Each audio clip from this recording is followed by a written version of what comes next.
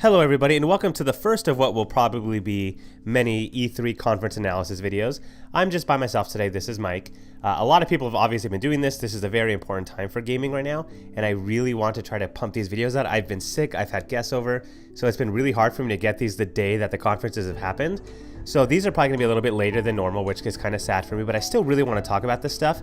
I want to give you guys the facts on what was announced, and I also want to give you guys my opinion on these things. So in the next couple of weeks, you can expect a lot of E3 related stuff, just so you're aware. But we're going to start with the EA conference because this was a short one. There was a lot of good games that I want to talk about, and then there's a couple of things with EA as a whole that I wanted to talk about. We're going to start out with the Star Wars announcements that came out. There were two primary ones. The first one was the big one. It's that Respawn is working on a game called Jedi Fallen Order. We knew that Respawn was working on some sort of Star Wars game, but we didn't know the exact details.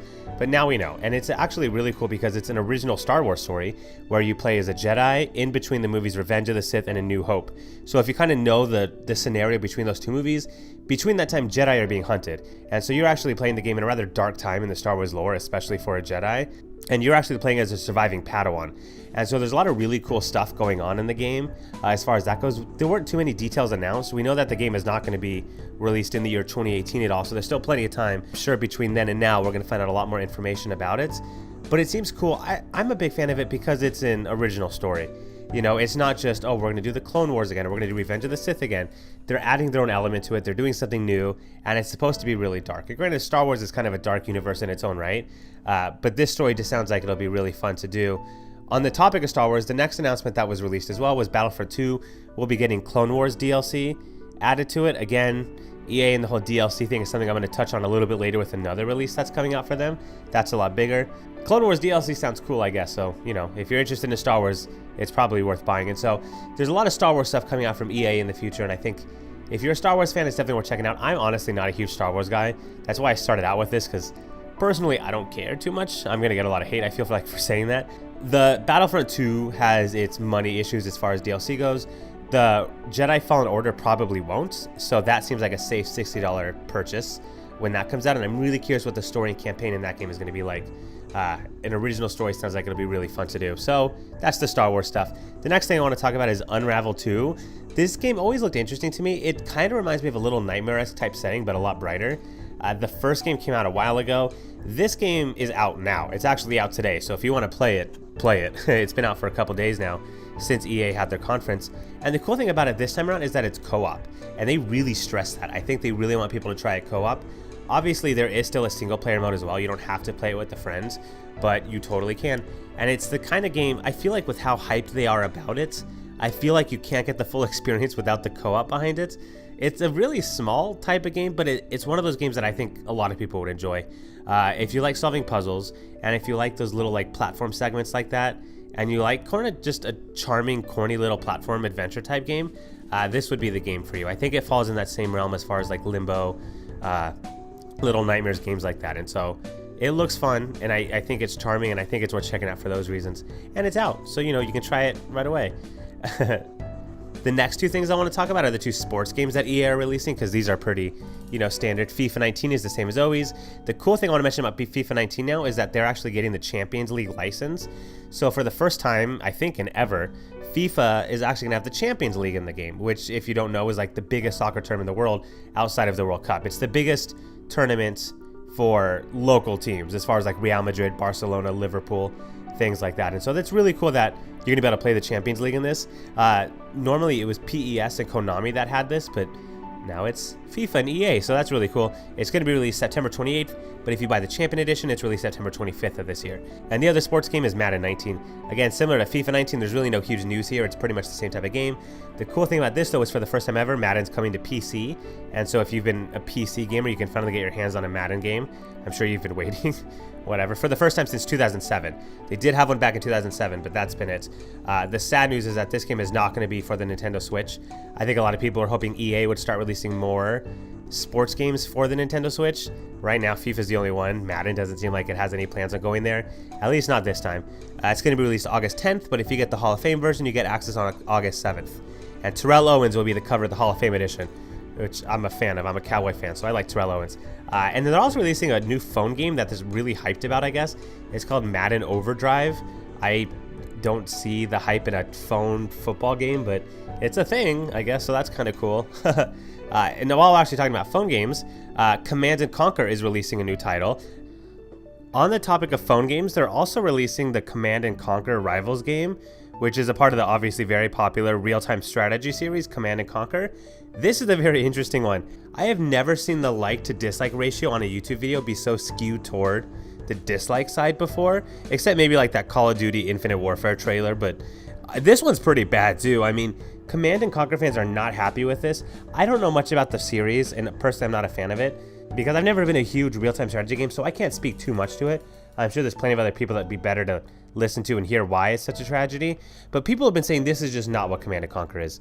It's essentially been reduced to a free-to-play game, and granted, with the microtransactions in the game, I'm a bit of a defender of that. In a free-to-play game, it's not a huge deal, but the problem is Command & Conquer was such a well-known and loved franchise, and to be reduced to a free-to-play mobile game, that's like if Super Mario Run was the big Super Mario game that came out in a year. I mean, Super Mario Run is not a bad game. It's, you know, it works for what it is, but we need Mario. In the same sense, that's kind of what Command & Conquer has right now. It's a great franchise, and this phone game I don't think is going to be that bad, but it's sad that that's what Command & Conquer is, and I think that's why people are so upset about it. Not necessarily because the phone game itself is bad, not that it looks incredible. It looks like a run-of-the-mill real-time strategy game. You know, in terms of like the tier system and stuff, it seems like it's going to be more along the lines of Clash Royale and things like that. There's going to be a heavy PvP core to the game, as always. I think people are just upset that this is not what Command & Conquer is supposed to be. This is what Clash Royale can be like, but it's not Command & Conquer. Command & Conquer is supposed to be an Xbox One, PS4, PC type of release. So to see what they did to the franchise is kind of sad. I think people were hoping that there might be a full game for Command & Conquer announced, but you know, this is what people are getting instead. There's no release date for this game yet. It's still in pre-alpha. Now we're on to sort of the big three topics that I want to talk about for EA. The first one is Sea of Solitude. This is an indie game from a German developer, and I am absolutely in love with the trailer of this game. I'm such a fan of like depressing stories, or I like stories of darkness and loneliness. I think they're more fun just in terms of what they are. And Sea of Solitude seems like it is the definition of that. So if you're looking for Mike's like game, this is probably the game that stood out to me the most from EA's conference. Is Sea of Solitude. It feels very lonely, and I think that's the point of it. You play as this guy who's completely darkened. He's like 100% just shadowy black with piercing red eyes, and so he looks like he's just soulless at a certain point. You know, he's just a pitch black dude with red eyes. He's basically a demon. He looks like a monster, and I think that's kind of the point of the game, because the only other thing they show in the trailer is monsters coming after you. And so again, this seems to follow in that same realm of like Limbo and stuff, with sort of a dark, eerie story. And the thing that stood out to me the most about this game is the art style. The graphics are just beautiful in the game, but it's beautiful in a very sad way. I think the graphics really fit the story that they're going to be trying to tell. And again, there's not a whole lot of details. This game won't be released until 2019, so early 2019, thankfully.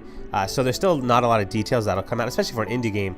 That's a long time. There's a lot of progress that I'm sure is going to get made between now and then. So, you know, I'm sure we're going to be seeing a lot of changes and stuff, but for now, I love the concept, I love the idea of it, and I love the art style. The trailer had incredible music too. I think the music perfectly fit the atmosphere I was trying to make. So I'm very, very excited for this. This is the thing I'm probably most hyped for. And it was the thing that I was really not expecting to see. The second biggest thing from EA's conference overall, I think, is the Battlefield 5 game. We already knew about this game, and I actually already made a video about Battlefield 5 when it was first announced. So, you know, there's a lot of people that already knew about it. There's already a release date for it and everything. But the thing that they really announced at the E3 conference this year is that there's going to be a Battle Royale mode in it, which was honestly completely and totally expected. When Call of Duty Black Ops 4 announced it, and with the hype behind Fortnite and stuff, I feel like a lot of major FPS franchises are going to go the route of a Battle Royale mode.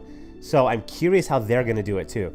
There hasn't been a whole lot of details about how it's going to go down, but I'm really excited to see what their plan is as it compares to Black Ops 4, Fortnite, things like that. The other cool thing about Battlefield 5 is they're going to have a destruction model for buildings, which makes itself look beautiful. You know, when you shoot an RPG at a building or a rocket and it just shatters the building, it's a lot more satisfying than it just hitting it and then it just kind of blows up and nothing happens to the building. It's not realistic, you know, and so I'm glad they added the destruction model for this game. The gameplay trailer shown at E3 seems like a way better representation than the official announcement trailer. The announcement when it first was announced, obviously.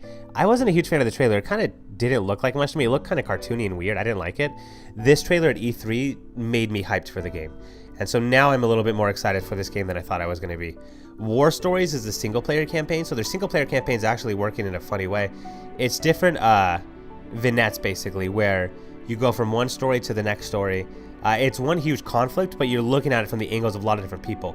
So it's like you're going to learn the story of Jake, and then you're going to learn the story of Paul, and then you're going to learn the story of Jake Paul. I don't know, that was a weird route with that. But so you go from one person to the next person to the next person, and you sort of see different viewpoints of the same catastrophe, I guess. So I think that's a really cool idea.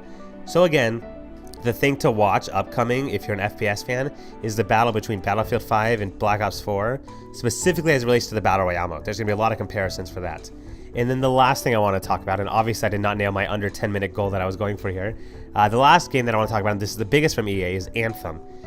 Anthem is huge. We already kind of knew about this game. It was announced a while ago. A lot of people kind of thought this game was dead. They didn't think a whole lot was going to be happening with it. I was one of the people that kind of thought the game was going to end up getting canceled. And it sounds like it was kind of close to getting that way, but now it's back. And it actually has an official release date now of February 22nd, 2019. So this game is actually coming up pretty soon when you think about it, considering we heard pretty much no news about it. If you're curious what this game is, it's an online cooperative shooter with RPG elements. Think of Destiny. It's a lot like Destiny and Destiny 2 in terms of like the different types of power armor that the game's going to have, in terms of the way you play it, the bosses, the fact that you can have up to teams of 4 that you sort of go out on missions with. So in terms of those different gameplay elements, it's a lot like Destiny. So if you're a fan of that online cooperative shooter stuff, this game is going to be just like that. The trailer looked awesome. The creatures in the game seemed really cool. Their design seemed really awesome. The environment seemed really cool. And what I really liked about it is just seeing the people kind of jetpacking over the areas. The trailer made it look so much fun. It's like you can sort of just jetpack over the world and take in the atmosphere. So it's not just combat. I feel like there's a lot of immersion as far as exploration goes. And I think that's really, really cool. One of the other big things about Anthem as well is that there will not be any loot boxes. EA made a promise when Battlefield 5 came out that they would not have a single loot box. There would be some cosmetic things you can buy, but that's it. And they're making the same promise with Anthem, and I think that's really cool. So it's a nice trend, and I think EA is really starting to send a message saying, you know what? We did a bad thing with loot boxes. We're backtracking. We now see that gamers don't like it. We're going to do something different now, and I think that's really good. So again, Anthem, like Battlefield 5, will have cosmetic items for purchase, but directly. So you're actually, you know what you're purchasing. It's not loot boxes where it's gambling, basically. So I think that's really cool. So again, that's launching February 22nd, 2019.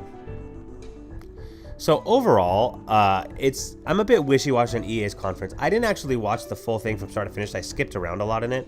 So a lot of the comments I read are, oh, this conference was so boring. But admittedly, when they were talking about the mobile game for about 15 minutes, I kind of just skipped through it. I didn't really watch it till the end.